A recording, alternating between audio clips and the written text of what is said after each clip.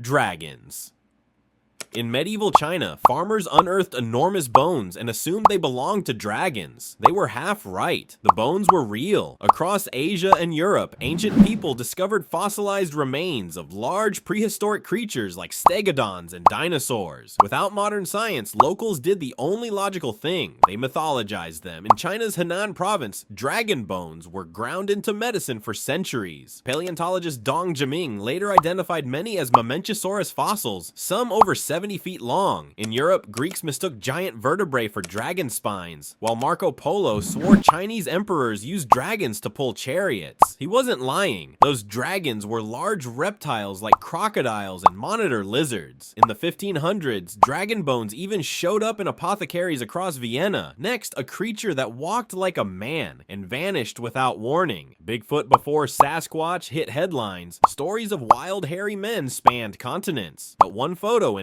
1951 triggered the legend's wildfire. That year, British explorer Eric Shipton snapped a now famous footprint in the Himalayas. Claimed to be the Yetis, it ignited a global frenzy. However, the print likely belonged to a snow-twisted bear track. Indigenous tribes already spoke of the Métis, a powerful man-like beast guarding the mountains. Tibetan monks even kept a Yeti scalp, later proven to be from a Himalayan sero. Meanwhile, in North America, indigenous legends like the Tsetsae-Lays Saskits described forest giants long before white settlers arrived. Most sightings today match the gait and outline of the grizzly bear standing upright. In 1967, the infamous Patterson-Gimlin film showed a bipedal creature, but even that Bigfoot may have been a man in a fur suit. Yet believers still chase the shadow. Let's talk about the sea serpent that became a celebrity in 1734. Sea serpent, a missionary sailing past Greenland, spotted a creature with a horse's mane and massive coils. Newspapers ran wild. The public believed. Hans Egede's 1734 sighting described a most frightful sea monster with a wrinkled body and giant eyes. His report triggered a century of similar sea serpent sightings. But marine zoologists now agree Egede likely saw an oarfish, an elusive deep-sea ribbonfish that can grow over 30 feet long and rise vertically in water. Centuries earlier, Viking sailors mapped serpents in the North Atlantic, fearing the kraken and lagerfliot worm. The oarfish's undulating motion, shimmering body, and rarity gave it an otherworldly aura. One even washed up in California in 2013, shocking beachgoers. From sea to sky, the next creature shapes centuries of angel and demon stories. Yet it's based on a very real bird. Thunderbird lightning cracks, thunder shakes the earth, and in the sky, a bird the size of a plane. For centuries, Native American tribes from the Pacific Northwest to the Great Lakes have described the Thunderbird, an enormous storm-summoning creature with wingspans wide enough to blot out the sun. But these weren't hallucinations. Fossils prove that enormous birds once ruled North America's skies.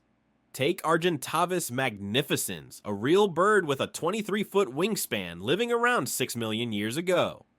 Closer to Thunderbird stories, there's Teratornis, a predatory bird with a 12-foot wingspan discovered in California's La Brea tar pits. These creatures overlapped with early humans. In 1890, Arizona cowboys claimed they shot a giant bird-like beast. Its wings stretched the barn wall. No corpse was found, but the legend still soars. Next, a canine that haunts crossroads and castles, but its roots are flesh and blood. Black dog eyes like coals, fur like shadows, and a growl that chills the air. But this creature doesn't come from fiction. It comes from war. Black dog sightings exploded across the UK during the 16th and 17th centuries. One of the most famous tales is the 1577 storm in Blytheburg, where a monstrous black hound reportedly burst into a church, killing 2 and leaving scorched claw marks on the door. That church still stands, and so do the marks. But what caused the mass hysteria? Historians believe these sightings surged during times of religious conflict, plague, and war. Real large black dogs like mastiffs and wolf dog hybrids roamed freely, sometimes feral, sometimes used in battle. Interestingly, Winston Churchill called his depression the Black Dog. Myth met my mind, fear took form. Next, we uncover a water monster whose death was recorded in court. Kelpie, a beautiful horse, waits by the loch's edge. Children approach, they vanish. In Scottish folklore, the Kelpie lures victims to watery graves, but this haunted haunting legend didn't emerge from nowhere. In the 1700s, records from the Highlands mentioned children drowning in clusters. Locals blamed shape-shifting water horses that seemed calm until they plunged into lakes with riders aboard. The truth likely lies in a mix of treacherous bogs, sudden tides, and real semi-wild ponies roaming near water. These horses would sometimes flee into locks when startled, taking riders under. A chilling incident in 1855 records the drowning of 4 children on a pony. The beast spooked, ran into the lake, and sank. Villagers called it the Kelpie's revenge. It became law, never trust a lone horse by water. Next, we follow a creature made of flame and fury. Born from volcanoes and fear, salamander fire consumes everything, except this tiny creature crawling right through the flames. For centuries, people believed salamanders were born from fire. Pliny the Elder wrote in 77 AD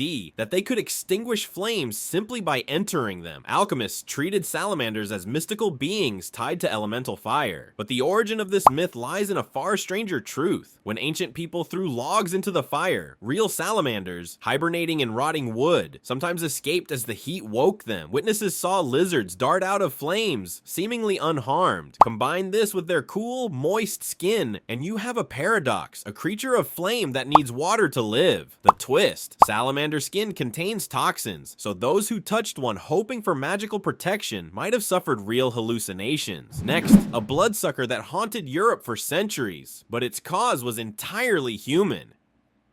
Vampire.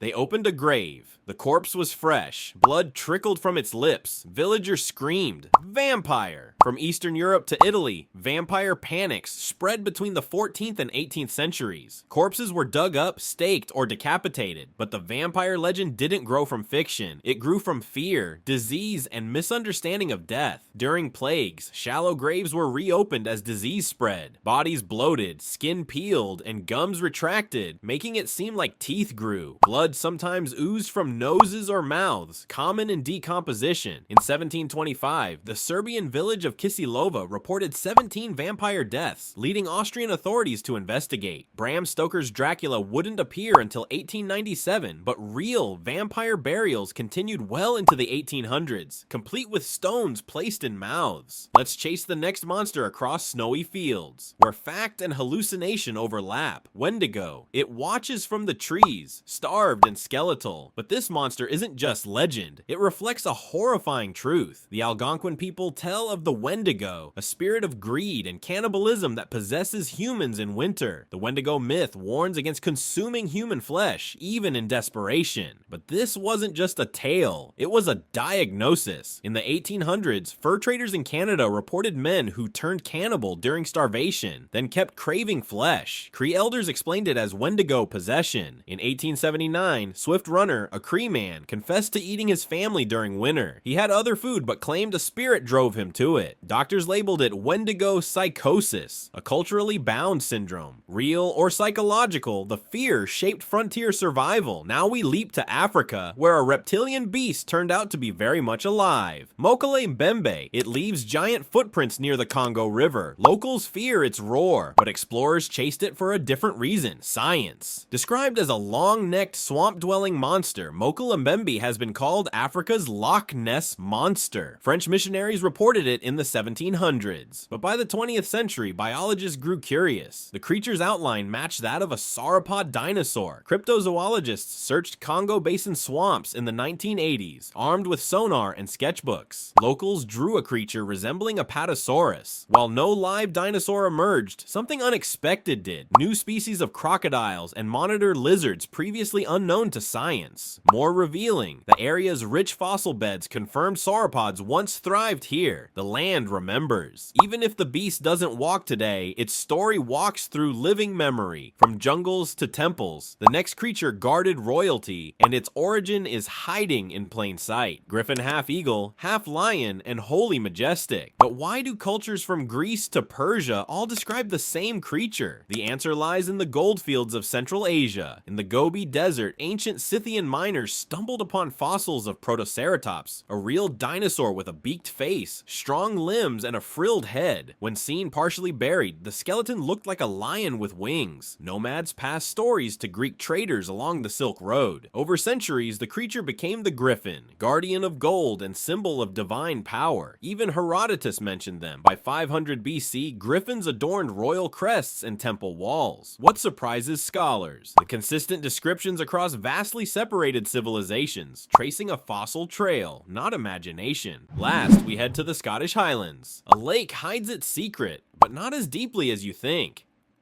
Loch Ness Monster. A long neck rises, ripples break the surface, cameras click, but the truth swims deeper than snapshots. The legend of Nessie goes back to 565 AD, when St. Columba reportedly banished a water beast in the River Ness. But the modern craze began in 1934 with the surgeon's photograph. A blurry image of a serpentine creature. It became a global sensation until it was revealed as a hoax using a toy submarine. Still, sightings surged. So did sonar scans, underwater expeditions, and even DNA water sampling. What have scientists found? No plesiosaur, but plenty of giant eels, strange seismic bubbles, and unusual wave patterns, all capable of fooling the eye. Curiously, Loch Ness sits atop a major fault line. The monster may be as much an earthquake as an eel. Even so, the myth lives on because every ripple invites one more look. The world hides stranger truths than fiction ever dared. We've only scratched the surface. Click the next video. The next revelation is already watching you.